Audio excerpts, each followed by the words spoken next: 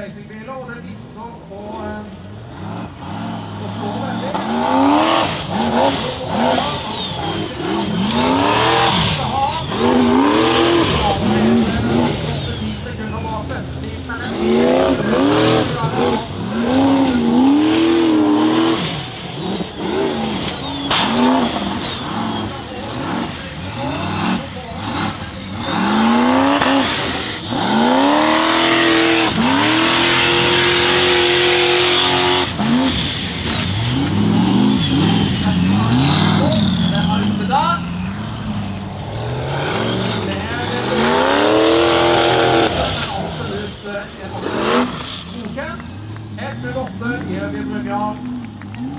Bilen kun i 10 dager. Dette er det aller første løpet. Det vil si, i går var det aller første løpet.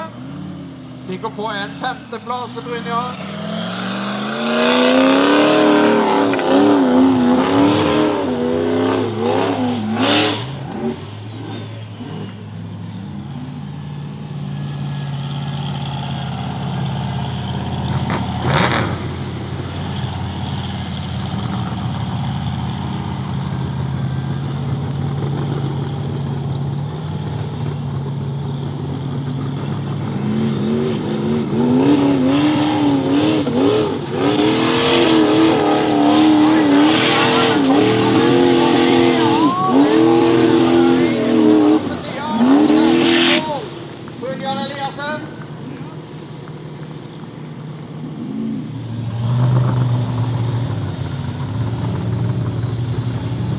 Da ble det litt mer bakverk på Bjørn enn det vi sa, men vi kommer tilbake til det.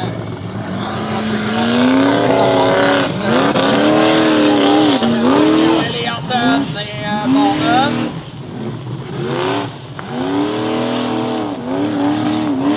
Har jo gått stadig bedre med debutanten gjennom hele helga. I går hadde de tekniske problemer, så var en bedre maskin framme. I dag har det mye bedre. Det går bedre og bedre på hver bane, så blir han stående, islendingen.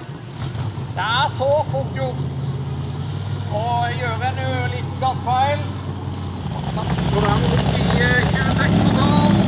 Vi får følge Brynjar Eliassen også som er i gang i modify.